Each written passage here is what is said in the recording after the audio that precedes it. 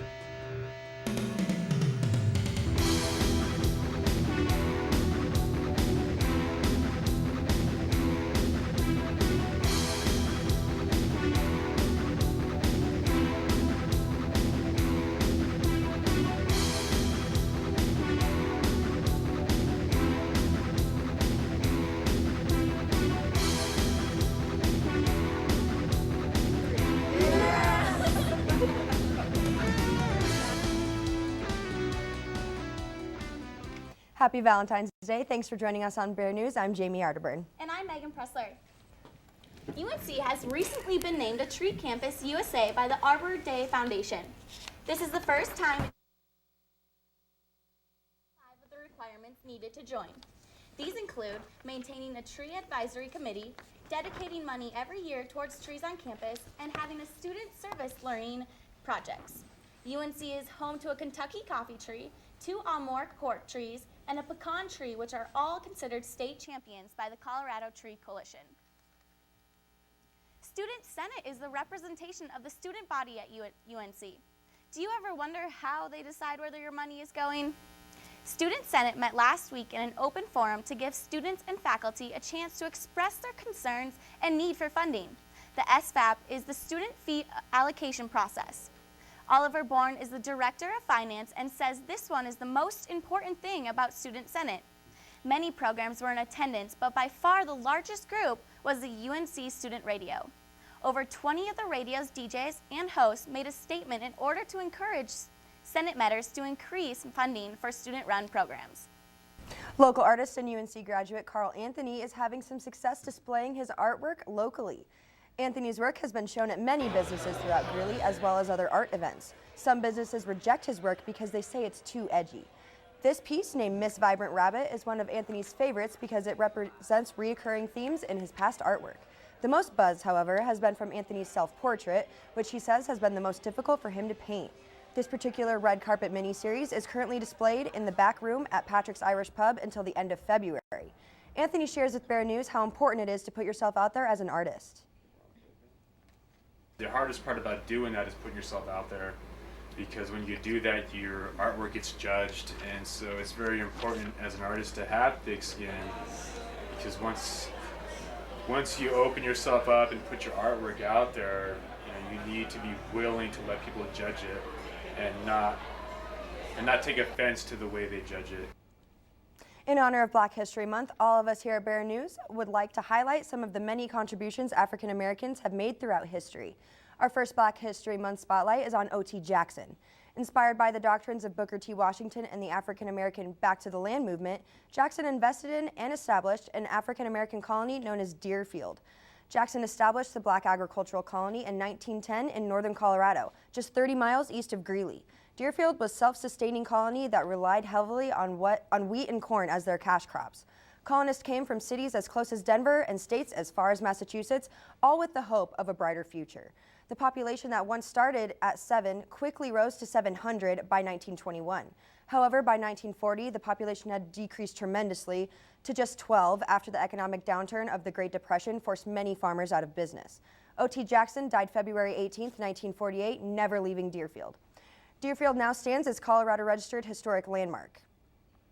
For more information on Deerfield, visit the website www.unco.edu/circa/Deerfield. I'm sure ready for some snow. I hope that we'll see some soon. Bear News meteorologist Paul Ford has your first look at weather. Paul? Hey, thanks, Jamie. Right now it's about 32 degrees, right at freezing right now. We've got 40% humidity out there.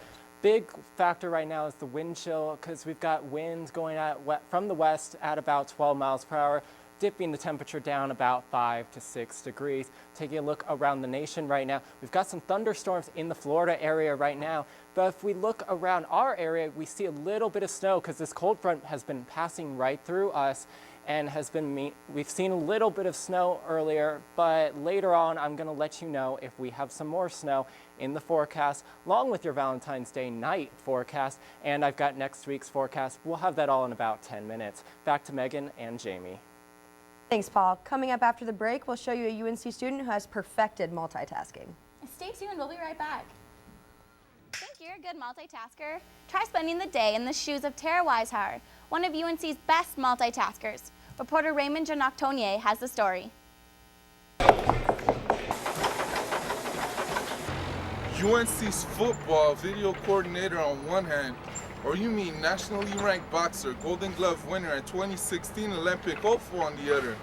Regardless of which one she chooses to fight with, Tara Weishauer is a true champion. Breaking into male-dominated sports is not an easy task for anybody, and especially women.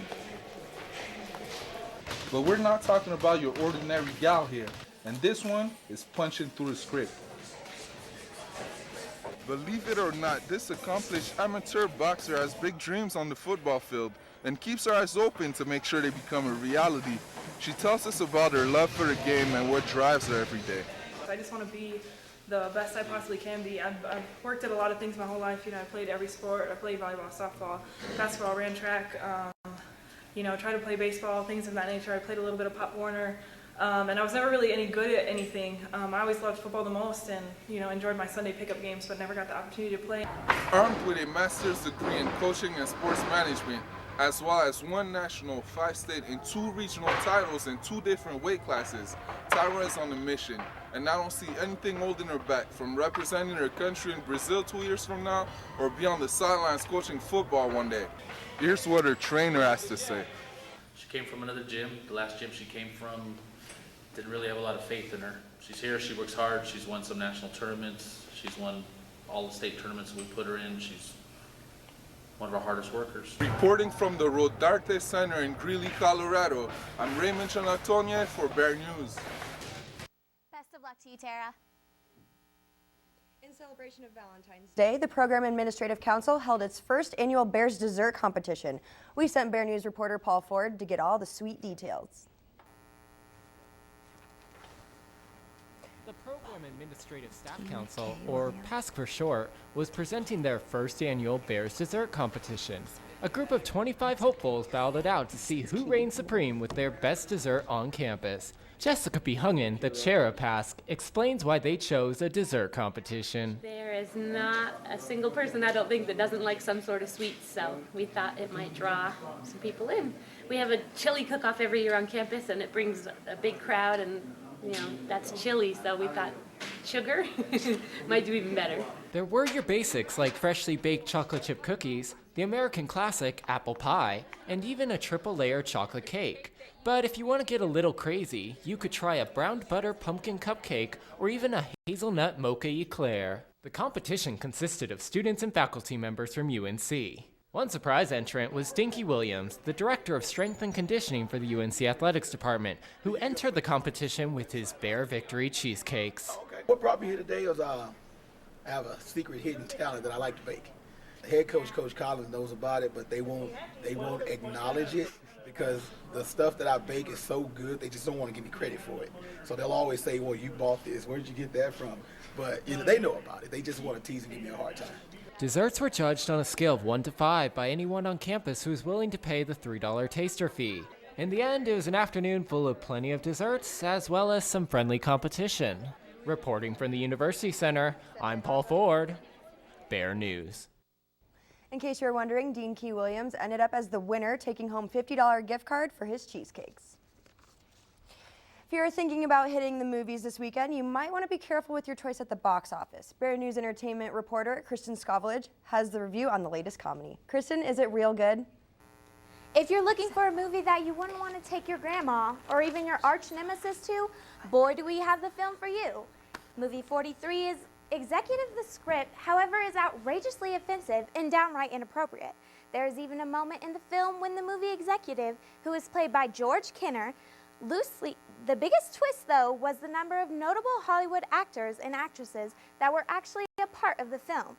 Movie 43 boasted the likes of, believe me, folks, you could spend your $8 more effectively. Jamie, back to you. Today is Valentine's Day, the day to celebrate the love you have towards one another. But for some, it's a day of receiving terrible gifts and using cheesy pickup lines. Bear News reporter Jocelyn Acosta Martinez hit campus to see what the student body has to say about Valentine's Day. I have received some very interesting stale candy hearts, you know, like those ones that you get and they have all of the really kind of cheesy, they have the cheesy sayings on it. I was at a concert and this guy just came up to me and he was like, hey, we're matching. And I was like, good pickup line. Eye contact's huge. Girls love eye contact. So if you say this is my first day here and you're sitting down and I'm walking by and I think you're cute, I'm gonna sit down and be like, so I just got here, I don't know where classes are at. I need help finding this. The gift was from someone I had a huge crush on, and it was all wrapped up, and inside it was a rejection letter. Well, I hope your Valentine's Day goes a little better than that. Reporting from campus, I'm Jocelyn Acosta Martinez, Bear News. Thanks, Jocelyn. Speaking of Valentine's Day, let's take a look at your Valentine-themed Pinterest photo. Pink chocolate milk and chocolate cupcakes with heart-shaped frosting are the perfect snack to share with your sweetie. So do you have a sweetie maybe to get one too, Paul? Not yet, but our producer brought us in some cupcakes earlier on today, and I do have to say cupcakes are the perfect Valentine's Day. Well, there you go, guys. Well, Paul, tell me about the weather. I woke up to some snow this morning. What's going to happen this evening and this week? Well, Megan, we're looking at a chance of snow later in the evening, but I'll give you all the details in that later in weather after the break. Stay tuned. Welcome back to Bear News. I'm meteorologist Paul Four. Got this shot out here right outside of South Hall on West Campus. You can see a little bit of snow on the bike racks, but when you go onto the pavement, it's been too warm in the past couple days for it to actually stick. So that's been pretty much the story of the past 24 hours. If you can see the radar right now, we've got some snow in the Denver metro area going up into Greeley and into Fort Morgan, but it's been very scattered. We've only seen traces of snow over the past 6 hours or so. Right now, if we look across the country, we've got 40s and 30s across the Midwest, but I kind of wish I was in Burbank, California right now, where the high for today was 81 degrees. I'm a little jealous of that, can't lie there. Right now, temperatures right now are 37 degrees in Colorado Springs, 25 in Denver, and about 28 in Lyman. Lows for tonight, however, are going to be in the teens, maybe even single digits if you're in Pueblo at about 5 degrees. But if you're heading down to Denver tonight with your sweetheart, it's going to be about 14 degrees. High for today was about 42 degrees at around 3 o'clock this morning, actually. It's obviously dipped down since the cold front has headed through. Low so far has been around 24 degrees. That was recorded around 7 this morning. If we look at the futurecast, we still see some scattered showers into around 6 o'clock tonight. As we head into 9 o'clock, we still see a chance of showers into the Greeley area. But as we head into midnight, we're going to see it all clearing out. Few clouds here and there. And if you're in the south area, we're going to still see a few snow showers. But as we head into 6 o'clock in the morning, most of that will have cleared. Snow for tonight, we're looking at about the next 24 hours here. We see the Denver metro area is going to be looking at anywhere between 2 to 4 inches. If you're here in Greeley, Colorado, however, we're looking at trace to 1 inch of snow. So if you do plan on going out tonight, it's not going to be too bad out there. But as we look into the forecast for tonight, we're going to see temperatures drop down to about 22 degrees. So if your date wants to maybe borrow your jacket or something, you might want to lend it to her, especially as we get into about 10 o'clock at about 18 degrees, although you probably should be home by that time. But if you are probably out and about still at midnight, It will be about 17 degrees and clear skies. Tomorrow, we're looking at cloudy and very breezy at about 24-mile-per-hour winds at about 37 degrees. And into Saturday and Sunday, it's going to warm up again at about 54 and 55 degrees respectively. Looking later into the week, we've got a chance of snow showers again into Wednesday and Thursday, and then warming up again on Friday. Now we're off to Rachel with the sports. Thanks, Paul. Coming up next, UNC puts on a workshop for National Girls and Women in Sports Day. We'll take you there after this. Welcome back to Bear News. Entering the weekend, the women's basketball team was 8-0 at home. Last Thursday, they played host to the #1 team in the Big Sky Conference, the Montana Grizzlies. We enter play with just under 10 minutes left in the first half. Bears down by 5. Lauren Osdike drives to the lane, displays spectacular footwork, and finishes with a nice up and under move. And it's Osdike again slipping behind the defense and scoring off the Stephanie Lee assist. We move now to the second half, where a 3 by Stephanie Lee misses, and it's Osdike, a woman amongst girls, snatching not 1, not 2, but 3 offensive boards and finishing with the putback. Then it's Osdike with the steal. Man, what a great game she had. She tips the ball to Deshara Strange, who then passes it off to Victoria Tim, who finds Osdike trailing the court, and she hits the 3, Bears up 30-25. Later in the half, Stephanie Lee gets in on the action, finishing off a nice drive dish from Deshara Strange. Just over 6 minutes left, Strange is breaking ankles and taking names. She hits the jumper as the Bears close this one out 54-41. With the win, the ladies improved to a spectacular 9-0 record in Butler Hancock. But could they go for 10 straight? Well, they tested that amazing home record against Montana State Saturday. It was a very physical and close game from start to finish. Stephanie Lee came out ready to play. She protected the paint all night, coming up with big blocks like this one. Lauren Osdike started off a flurry of 3s by both teams. Montana followed with a 3 by Letitia Adams, only to be countered by UNC Lindsay Mallon. Deshara Strange had a great game all around. She provided 18 points, 9 rebounds, 4 steals, and 4 assists. This great pass led to and 1 for Osdike. The Bears were 25 for 44 in the game. Wow. The Bears took a 30-20 lead going into halftime. Montana came out of halftime looking to tighten the gap. Callie Durham made it a 6-point game with this 3. Montana received an intentional foul for an elbow thrown. Who does she think she is? Meta World Peace? The game was chippy throughout with a lot of fouls being called, 27 to be exact, and that's just on the Bobcats. The Bears gained the lead at the end, and Strange kept the game out of reach with a crucial free throw. Bears won the game 57-49. So we've talked about the women this past weekend, but how about the men? They took a trip to the Big Sky State, normally a tough test for anyone. Their first matchup was with conference-leading Grizzlies of Montana.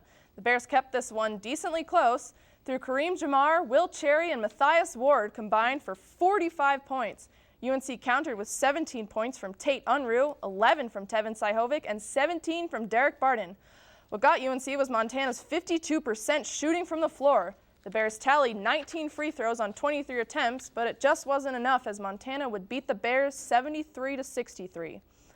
A trip to Montana State after that isn't exactly what the doctor ordered, but they're having a down year, so why not? That's exactly what UNC said as they went into Bozeman. The Bears pulled a bit of an upset thanks to 23 points from Tevin Sihovic, 15 from Tate Unruh, 12 from Tim Huskinson, 11 from big man Connor Osborne, and yet another double-double from Derek Barden. He had 11 points and 11 rebounds. 4 out of Montana State's 5 starters were in double figures as well, but the difference came in shooting percentage. 47% for Montana State and 61% for UNC meant the Bears' shots were falling, while the Bobcats weren't. Final in this one was 85-72. By the way, at the game tonight and on Saturday, if you bring a pair of shoes that you'd like to donate, you can get some free UNC gear. As one class gets ready to graduate, another will take its place. It's a law of nature. That also rings true for the football team as head coach Ernest Collins Jr. gets ready to put the finishing touches on his 2013 recruiting class. Bear News reporter Samantha Fox has the story. Day 2013 is officially in the books. I'm here at the press conference where Coach Ernest Collins Jr. is revealing his new recruits for the 2013 school year. He signed 24 new recruits, including 5 mid-year signings. The thing that we try to do every year is we try to get better at every position. We lost, we'll lose 5 linemen, so we try to get 5 back. We're going to lose 3 running backs after next year, so we try to make sure you have 3 in that class. You always try to replace what you're losing. Collins signed 3 running backs, including Darius Graham, who Collins compared to current UNC running back Tromaine Dennis. Ryan Wolpin comes from Santa Margarita Catholic High School, which Bear News alum and women's basketball player Lauren Osdike attended. Jaquan Watson hails from Orange High School, which Tromaine Dennis also attended. Wide receiver Samad Hines and defensive end Kendrick Johnson come to UNC with 3 combined years of football. Hines has 2 years, while Johnson's 1 year, something Collins says works in UNC's advantage. That was huge for us to do. Kendrick Johnson, this is the other intriguing kid on this list for me because Kendrick has only played 1 year of high school football. And, but he's 6'6", 225 pounds, 230 pounds. And from the thing you'll see on tape from him, if he had played high school football for 2 or 3 years, you know, it'd have been no telling who would have been after him. So I'm kind of glad that he only played 1 year. So now I can get him to Coach Carter and get him developed and he may be a next level player for us. Ross May is a young man that, you know. Reporting from Butler Hancock Sports Pavilion, I'm Samantha Fox, Bear News. Watch Bear Zone on Tuesday nights on Channel 98 and follow Bear News and Bear Zone on Facebook and Twitter for the latest on the impact of the freshman class. It's mid-February, right? Well, for fans of softball, that means the season is getting into the swing of things. They recently got their season underway with a tournament in Ames, Iowa. Their first game was a 3-2 loss to Indiana State, but they rebounded with a win against Indiana Purdue at Fort Wayne.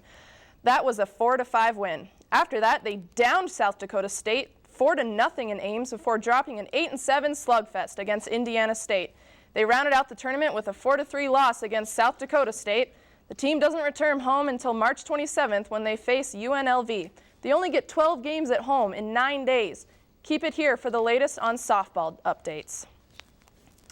Last Thursday, before the women's basketball game against Montana, UNC hosted the Colorado Women's Sports Fund Association as part of the National Girls and Women's Sports Day. Local female athletes and coaches attended to help put on the event and do workshops with different UNC women's teams. One female athlete that attended was UNC soccer player JJ Wykstra. We talked with her and listened to her to see what she had to say about the event. We try and bring a lot of energy in so they're excited about being there, excited about soccer, and just that they're excited about women's sports in general. Like, I think it's really awesome to try and instill that into women young just because sports can bring you a long way in life. You know, that definitely seems like a really cool event to go to. It's so amazing how the girls like that can just look up to the athletes and coaches, and especially how the athletes and coaches can also be leaders to them too. I'm really glad that they do that every year. Yeah. After the break, we'll show you a sweet treat to give your sweetie. Stick around, we'll be right back in 60 seconds. Sweets can brighten up anyone's day. So if you forgot to get a special someone a Valentine's gift, we have the perfect treat. I teamed up with reporters Megan Pressler and Shan Yang to make this delicious sweet treat. Today's recipe, we have a special Valentine's Day dessert for you. If you haven't noticed, I have Jamie here helping me out. Jamie, why don't you tell them what we're making? We're making strawberry roses, and I think it's going to be delicious. We do have all the ingredients in front of us.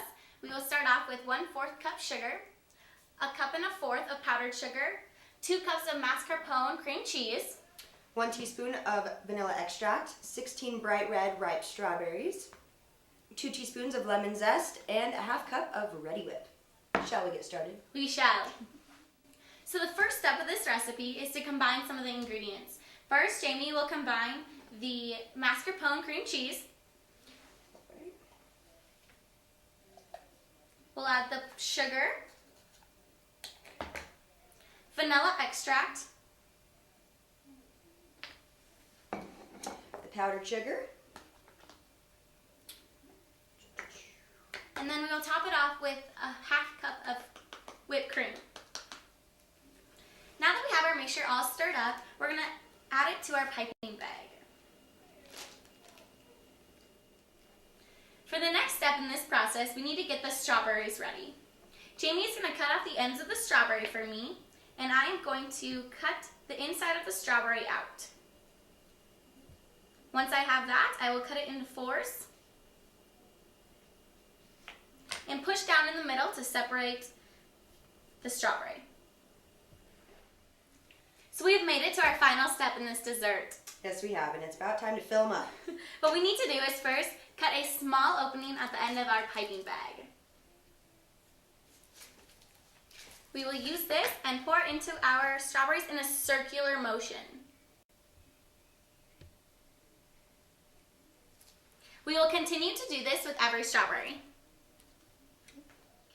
Well, Megan, now that our strawberries are finally filled, I think you should sprinkle some lemon zest on top.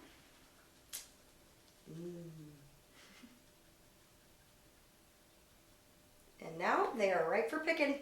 I'm Megan Pressler. And I'm Jamie Arterburn. Happy Valentine's Day. That was a lot of fun and very tasty at the same time. You know, the cheese and the lemon are like perfect complements I to know, this. I didn't think they were going to, but they are so good. You should definitely make this at home. Perfect. But thanks for joining us this evening. Have a good Valentine's Day, and we will see you next week. Good night.